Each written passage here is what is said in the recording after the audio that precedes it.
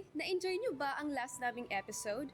Ako nga pala si Eve at kayo ay nakikinig sa Yes, We Can Read, kung saan ang pagbabasa ay hindi lamang sa mata, kundi pinapakinggan din at dinarama.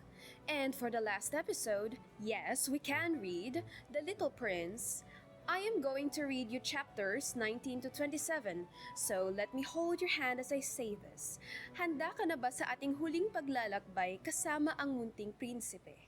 Sa nakaraang episode, napagdesisyonan ng munting prinsipe ang maglakbay sa mga planeta upang mahanap niya ang ninanais niyang sagot. Sa kanyang paglalakbay, nakakilala siya ng iba't ibang mga nilalang. Pero, mas nakakagulo pa sa isip ng prinsipe ang mga matatanda sa kanila. Wala sa kanila ang sagot na kanyang hinahanap. Ilan sa nakausap niya ay ang tamad na lamplighter.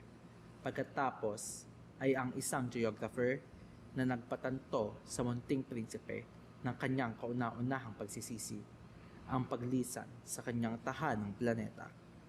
Pagdako niya sa Earth, ang planeta ay punong-puno ng mga matatanda. Nakilala niya ang ahas na papugtong ang pananalita at isang ordinaryong bulaklak.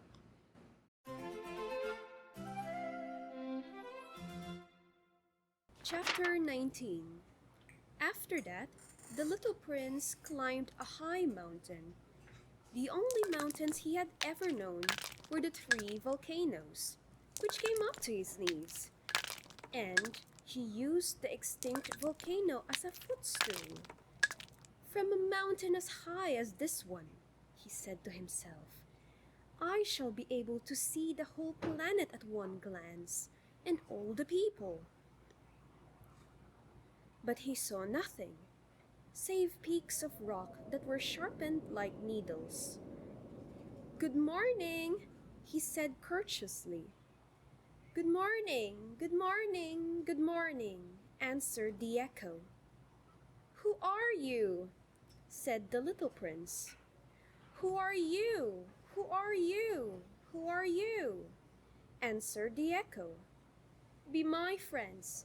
I am all alone, he said. I am all alone, all alone, all alone, answered the echo. What a queer planet, he thought. It is altogether dry, and altogether pointed, and altogether harsh and forbidding. And the people have no imagination. They repeat whatever one says to them. On my planet, I had a flower. She always was the first to speak. Chapter 20. But it happened that after walking for a long time through sand and rocks and snow, the little prince at last came upon a road, and all roads lead to the abodes of men. Good morning, he said. He was standing before a garden, all abloom with roses.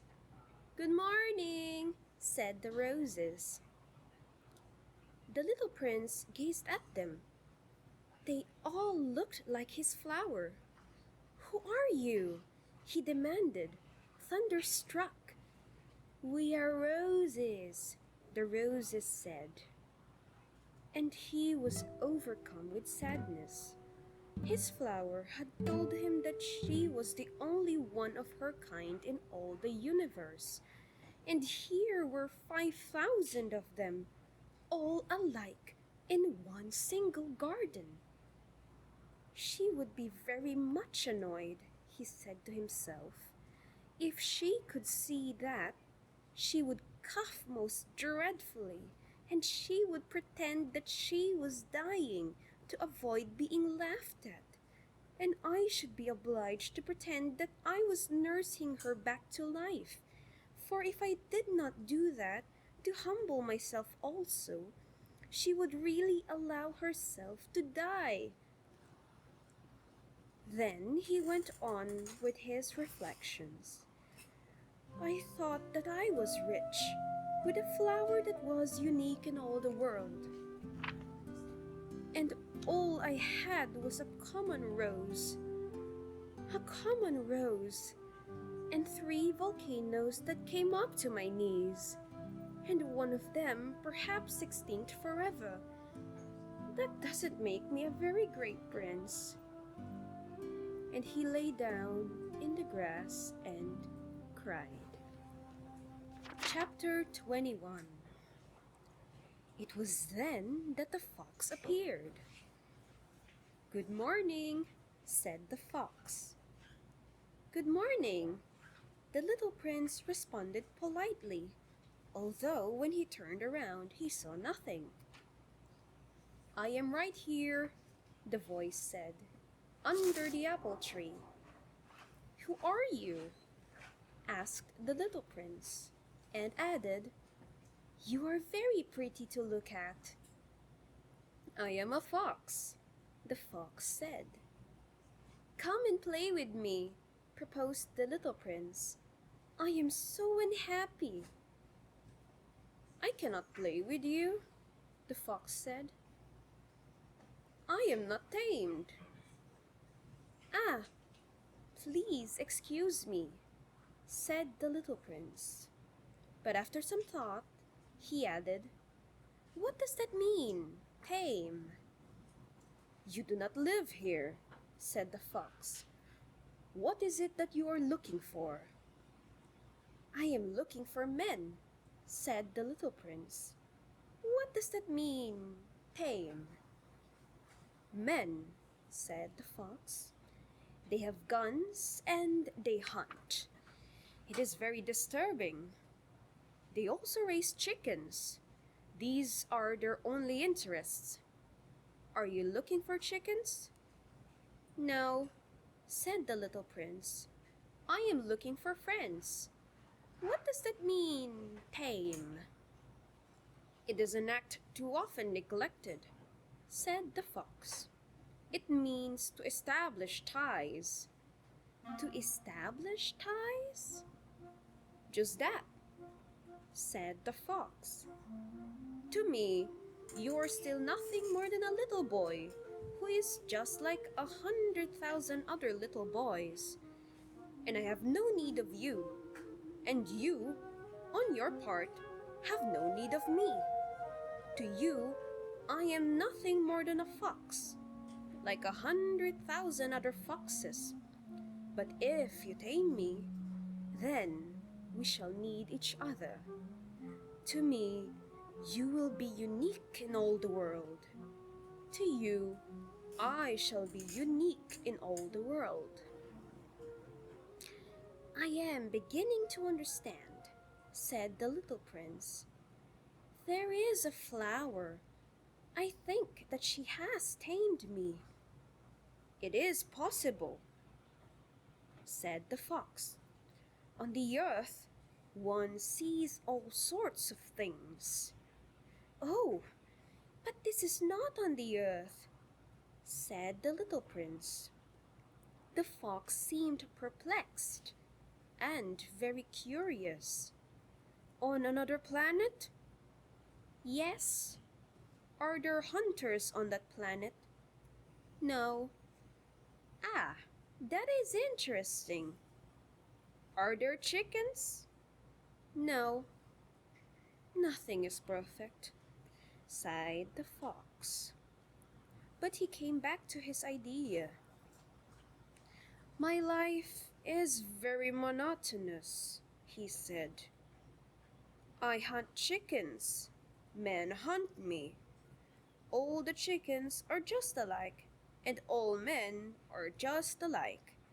And in consequence, I am a little bored. But if you tame me, it will be as if the sun came to shine on my life. I shall know the sound of a step that will be different from all the others. Other steps send me hurrying back underneath the ground. Yours will call me, like music, out of my burrow. And then look, you see the grain fields down yonder? I do not eat bread. Wheat is of no use to me.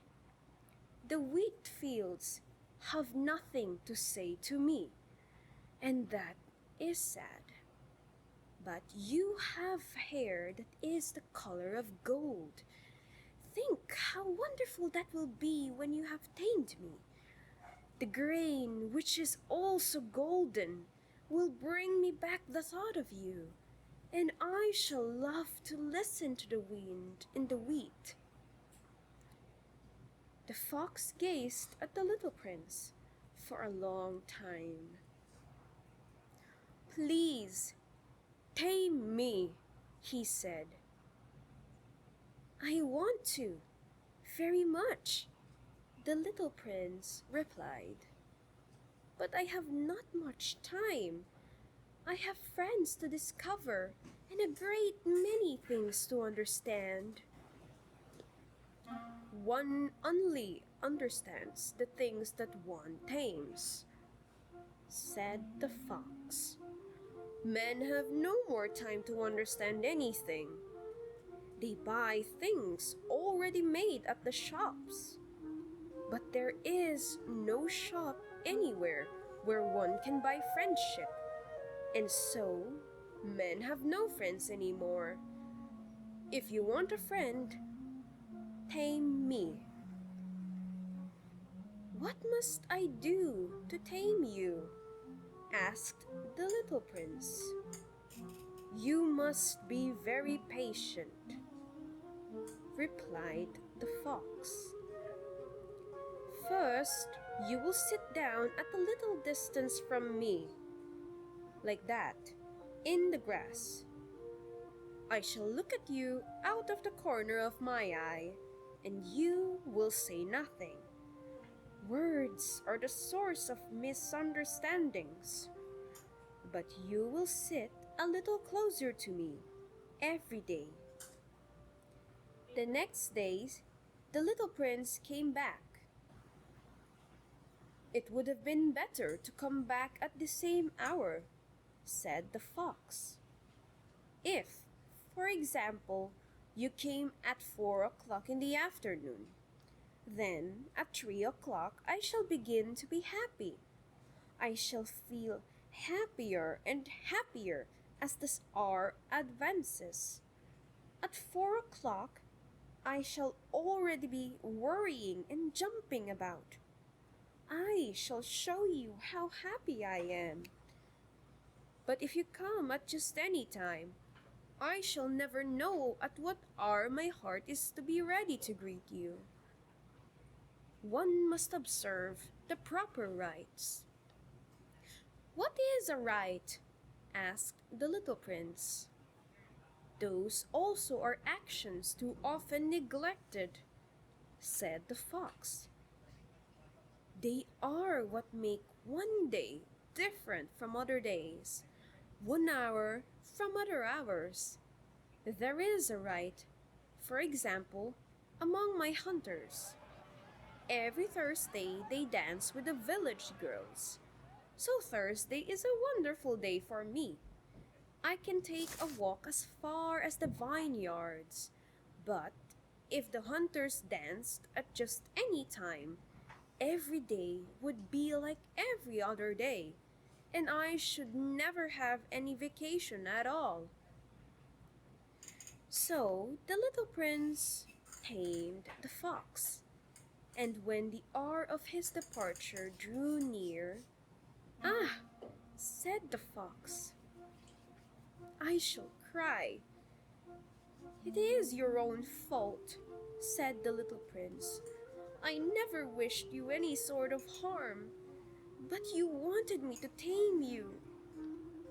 "Yes, that is so," said the fox. "But now you are going to cry," said the little prince. "Yes, that is so," said the fox. "Then it has done you no good at all." "It has done me good," said the fox, "because of the color of the wheat fields." Then he added, "Go and look again at the roses.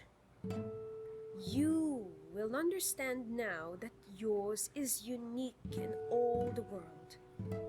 Then come back to say goodbye to me, and I will make you a present of a secret." The little prince went away to look again at the roses. "You are not at all like my rose," he said. "As yet you are nothing. No one has tamed you, and you have tamed no one. You are like my fox when I first knew him.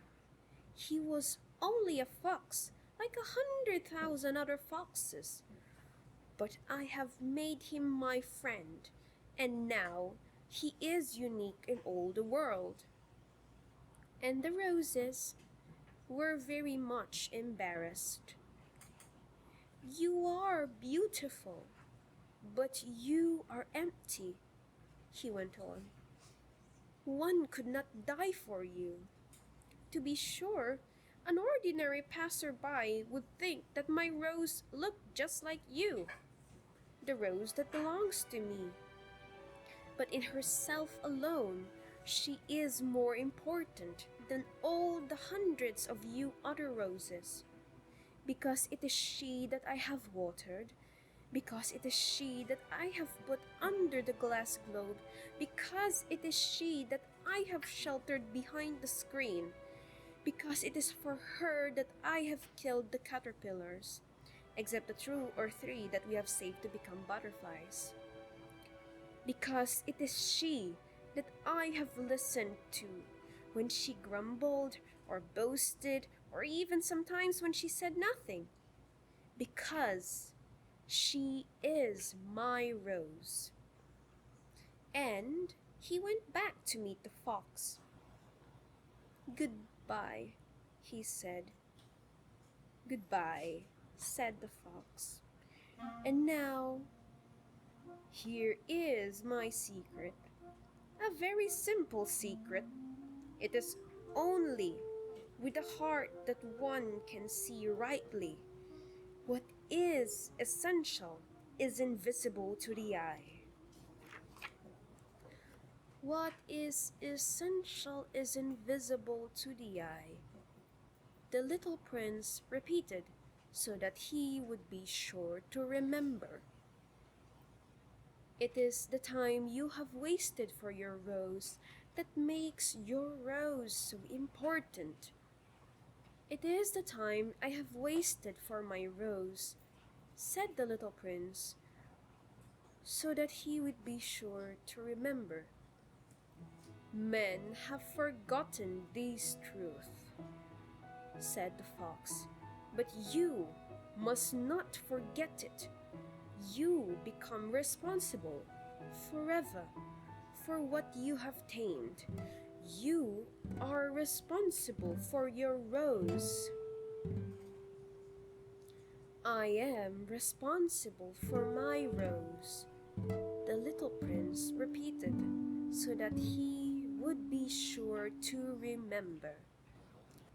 Chapter 22.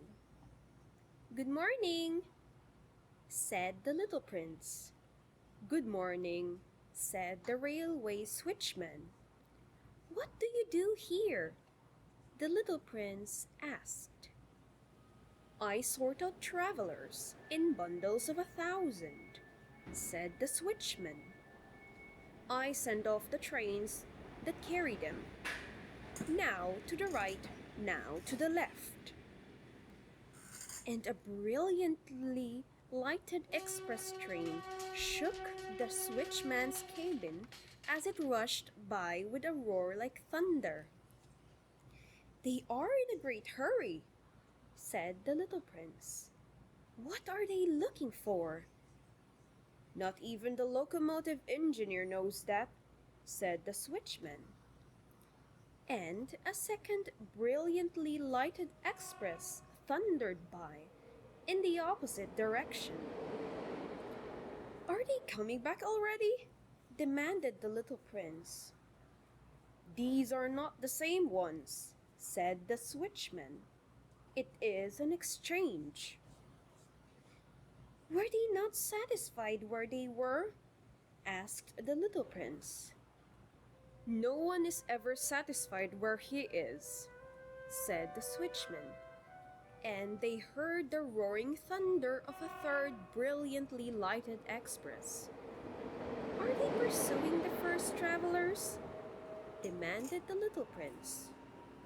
They are pursuing nothing at all, said the switchman. They are asleep in there, or if they are not asleep, they are yawning.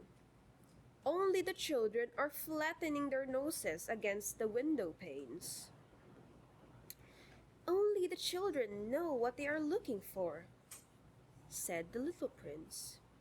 They waste their time over a rag doll, and it becomes very important to them. And if anybody takes it away from them, they cry. They are lucky, the switchman said. Chapter 23. Good morning, said the little prince. Good morning, said the merchant. This was the merchant who sold pills that had been invented to quench thirst. You need only swallow one pill a week and you would feel no need of anything to drink.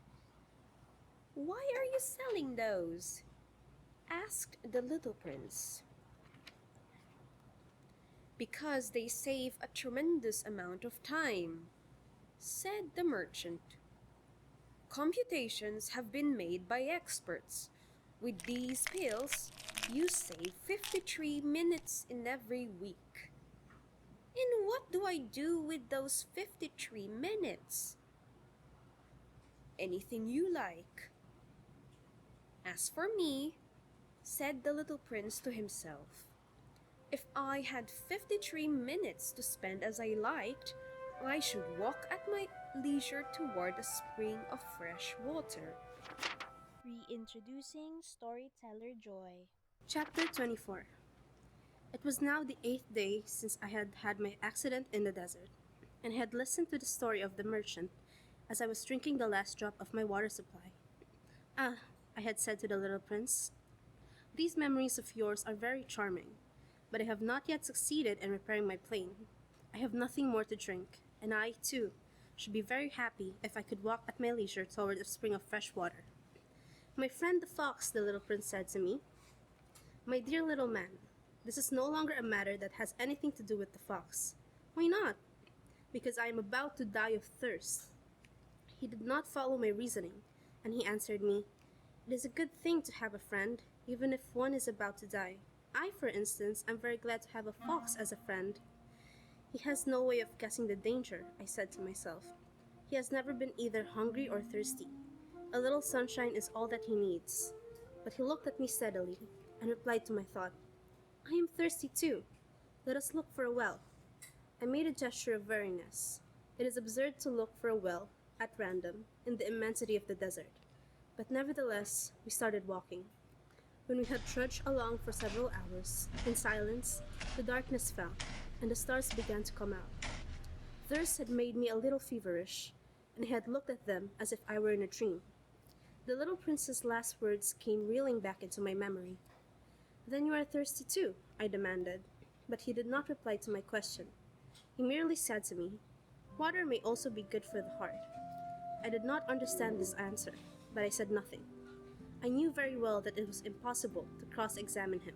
He was tired. He sat down. I sat down beside him. And, after a little silence, he spoke again. The stars are beautiful because of a flower that cannot be seen. I replied, yes, that is so. And without saying anything more, I looked across the ridges of sand that were stretched out before us in the moonlight. The desert is beautiful, the little prince added, and that was true. I had always loved the desert. One sits down on a desert sand dune, sees nothing, hears nothing. Yet, through the silence, something throbs and gleams. What makes the desert so beautiful, said the little prince, is that somewhere it hides a well. I was astonished by a sudden understanding of that mysterious radiation of the sands. When I was a little boy, I lived in an old house, and legend told us that a treasure was buried there. To be sure, no one had ever known how to find it. Perhaps no one had ever even looked for it. but it cast an enchantment over that house. My home was hiding in a secret in the depths of its heart. Yes, I said to the little prince. The house, the stars, the desert. What gives them their beauty is something that is invisible. I'm glad, he said, that you agree with my fox. As the little prince dropped off to sleep, I took him in my arms and set out walking once more. I felt deeply moved and stirred. It seemed to me that I was carrying a very fragile treasure. It seemed to me, even, that there was nothing more fragile on all the earth. In the moonlight, I looked at his pale forehead, his closed eyes, his locks of hair that trembled in the wind, and I said to myself, what I see here is nothing but a shell. What is most important is invisible. As his lips opened slightly with the suspicion of a half-smile, I said to myself again, what moves me so deeply about this little prince who is sleeping here is his loyalty to a flower, the image of a rose that shines through his whole being like the flame of a lamp, even when he is asleep. I felt him to be more fragile still.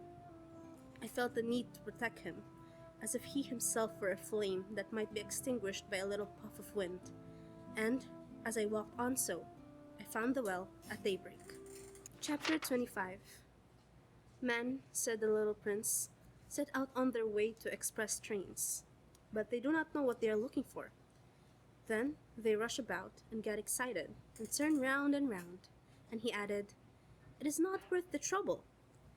The well that we had come to was not like the wells of the Sahara. The wells of the Sahara are mere holes dug in the sand. This one was like a well in a village, but there was no village here, and I thought, I must be dreaming. It is strange, I said to the little prince. Everything is ready for use. The pulley, the bucket, the rope. He laughed, touched the rope, and set the pulley to work. And the pulley moaned like an old weather vane, which was the wind long had since forgotten. Do you hear? Said the little prince. We had wakened the well, and it is singing. I did not want him to tire himself with the rope. Leave it to me, I said. It is too heavy for you. I hoisted the bucket slowly to the edge of the well and set it there, happy, tired as I was, over my achievement. The song of the pulley was still in my ears, and I could see the sunlight shimmer in the still trembling water. I am thirsty for this water, said the little prince. Give me some of it to drink. And I understood that what he had looking for. I raised the bucket to his lips. He drank, his eyes closed.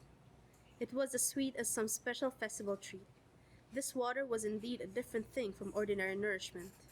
Its sweetness was born of the walk under the stars, the song of the pulley, the effort of my arms. It was good for the heart, like a present. When I was a little boy, the lights of the Christmas tree, the music of the midnight mass, the tenderness of smiling faces used to make up, so, the radiance of the gifts I received. The men where you live, said the little prince, raise 5,000 roses in the same garden, and they do not find it in what they are looking for. They do not find it, I replied. And yet what they are looking for could be found in one single rose, or in a little water. Yes, that is true, I said. And the little prince added, but the eyes are blind. One must look with the heart. I had drunk the water. I breathed easily. At sunrise, the sand is the color of honey. And that honey color was making me happy too. What brought me then? This sense of grief? You must keep your promise, said the little prince, softly, as he sat down beside me once more. What promise? You know, a muzzle for my sheep. I am responsible for this flower. I took my rough drafts of drawing out of my pocket. The little prince looked them over, and laughed as he said, Your baobabs! They look like little cabbages. Oh, I had been so profound of my baobabs. Your fox, his ears look like little horns, and they are too long, and he laughed again. You are not fair, little prince, I said. I don't know how to draw anything except boa constrictors from the outside and boa constrictors from the inside. Oh, that will be all right, he said. Children understand. So then I made a pencil sketch of a muzzle, and as I gave it to him, my heart was torn. You have plans that I do not know, I said. But he did not answer me. He said to me instead, You know, my descent to the earth, tomorrow will be its anniversary.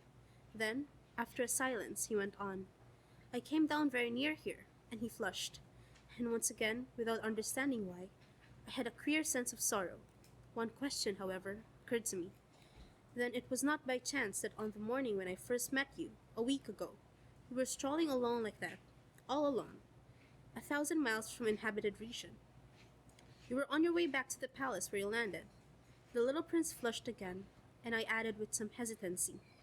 Perhaps it was because of the anniversary. The little prince flushed once more. He never answered questions, but when one flushes, does that mean yes? Ah, I said to him, I am a little frightened, but he interrupted me. Now you must work. You must return to your engine. I will be waiting for you here. Come back tomorrow evening. But I was not reassured. I remember the fox. One runs the risk of weeping a little if one lets himself be tamed. Chapter 26.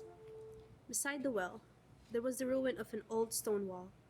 When I came back from my work the next evening, I saw from some distance away from my little prince sitting on top of this well, with his feet dangling, and I heard him say, Then you don't remember?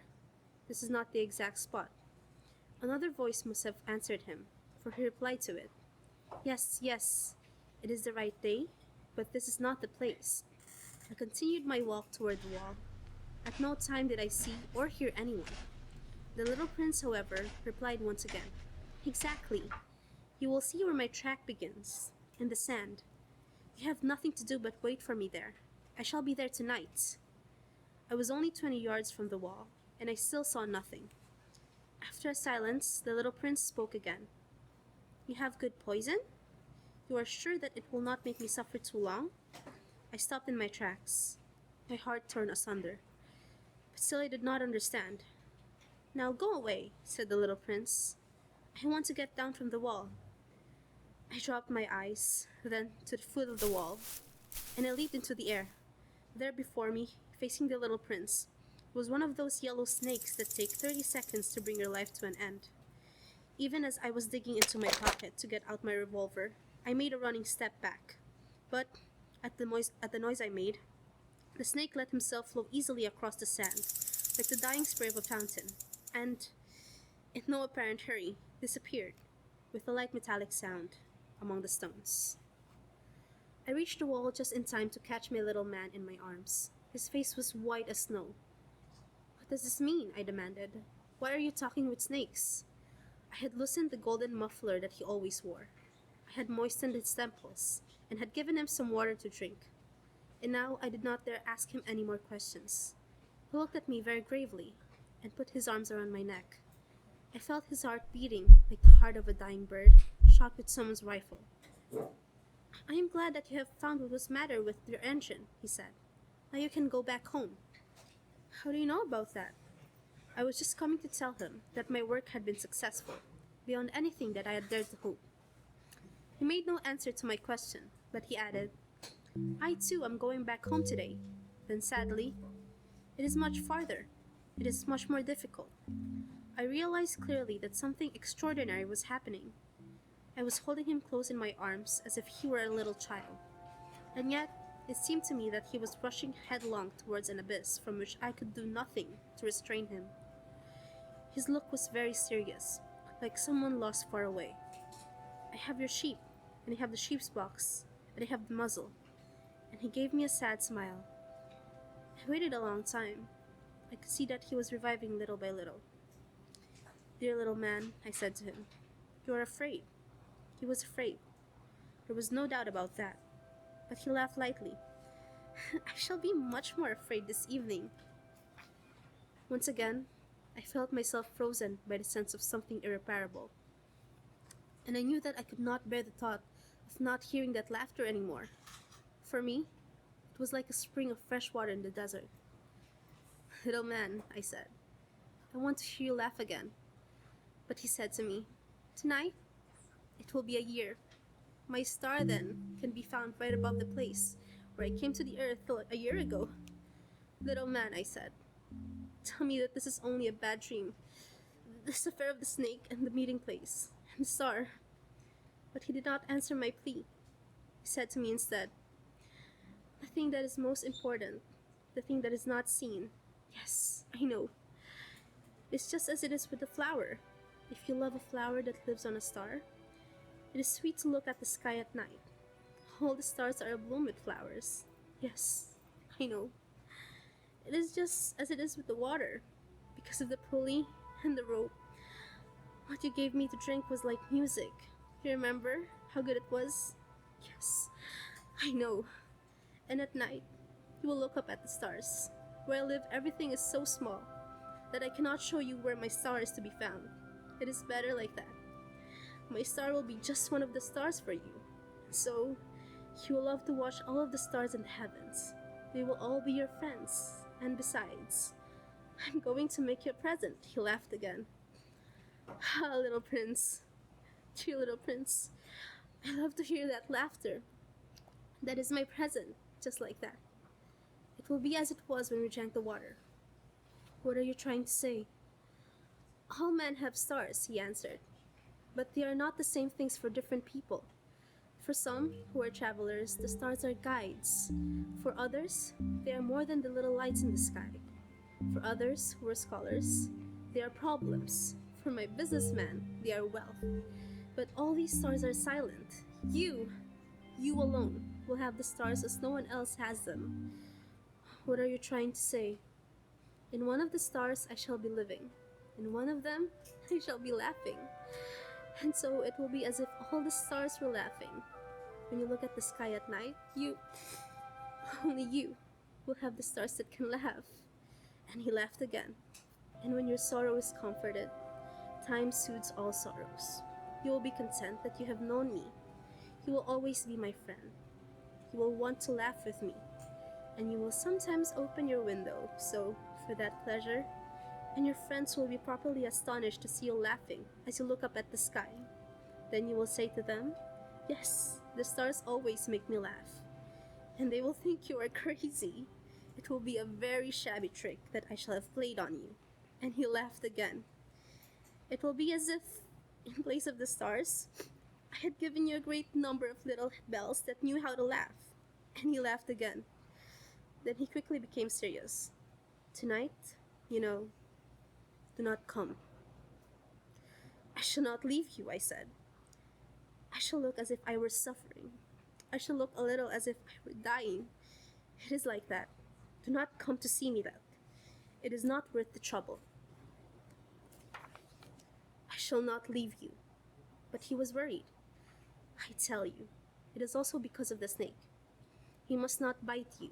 Snakes, they are malicious creatures. This one might bite you just for fun. I shall not leave you. But a thought came to reassure him. It is true that they have no more poison for a second bite.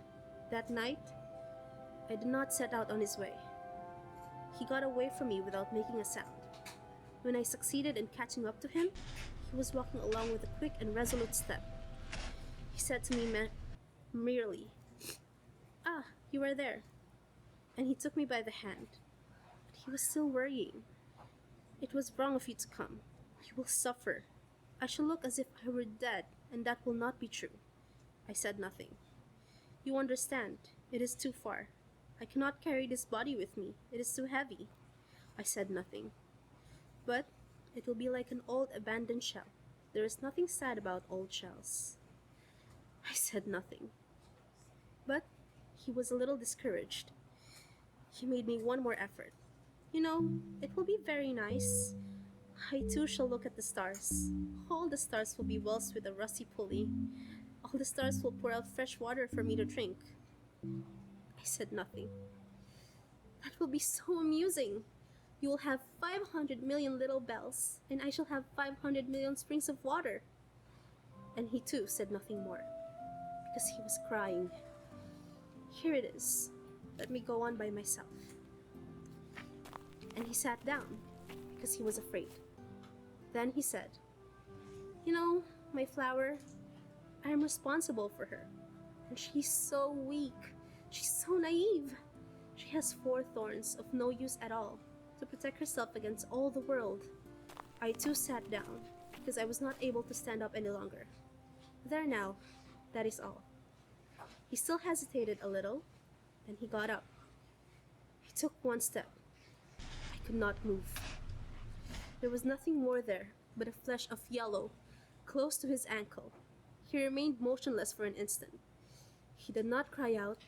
He fell as gently as the tree falls. There was not even any sound because of the sand. Chapter 27. And now, 6 years have already gone by. I have never yet told this story. The companions who met me on my return were well content to see me alive. I was sad, but I told them, I'm tired. Now my sorrow is comforted a little, that is to say, not entirely. But I know that he did go back to his planet, because I did not find his body at daybreak. It was not such a heavy body, and at night, I love to listen to the stars. It is like 500 million little bells. But there's one extraordinary thing. When I drew the muzzle for the little prince, I forgot to add the leather strap to it. He will never have been able to have fastened it on his sheep. So now I keep wondering, what is happening on his planet? Perhaps the sheep has eaten the flower. At one time I say to myself, surely not. The little prince shuts his flower under her glass globe every night, and he watches over his sleep very carefully. Then I am happy, and there is sweetness in the laughter of the stars. But at another time I say to myself, at some moment or other, one is absent-minded, and that is enough. On some one evening, he forgot the glass globe. Or the sheep got out, without making any noise in the night, and then the little bells are changed to tears. Here then is a great mystery. For you who also love the little prince, and for me, nothing in the universe can be the same if somewhere, we do not know where, a sheep that we never saw has, yes or no, eaten a rose. Look up at the sky. Ask yourselves, is it yes or no? Has the sheep eaten the flower? And you will never see how everything changes. And no grown-up will ever understand that this is a matter of so much importance.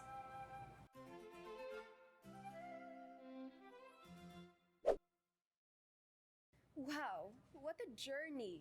And surely what we have heard and seen mula sa mga illustrations ng ating Piloto would be vastly different from what he had experienced with the little prince. Makes you think if we can really imagine. But I guess at the end of the day, the last thing we could do is hope. Hope that things, people that we miss are in better places than the moment we have met them. Woo! A story could really take us to places, no? But before we close this chapter, I'll leave you a question to ponder. Tuwing kailan nating nararamdamang parang walang saysay o absurd ang buhay? How do little things bring meaning back? Thank you for joining us today. Again, I'm your storyteller Eve at ito ang Yes, We Can Read, The Little Prince, ang podcast kung saan ang pagbabasa ay hindi lamang sa mata, kundi pinapakinggan at dinarama. Hanggang sa muli, bye! Yes, We Can Read is the University of the Philippines Literary Club's pilot podcast. Ang aming direktor ay si Kimlea Banaay, ang producer ay si Katha Olivares, at ang editorial assistant ay si Peter Reyes.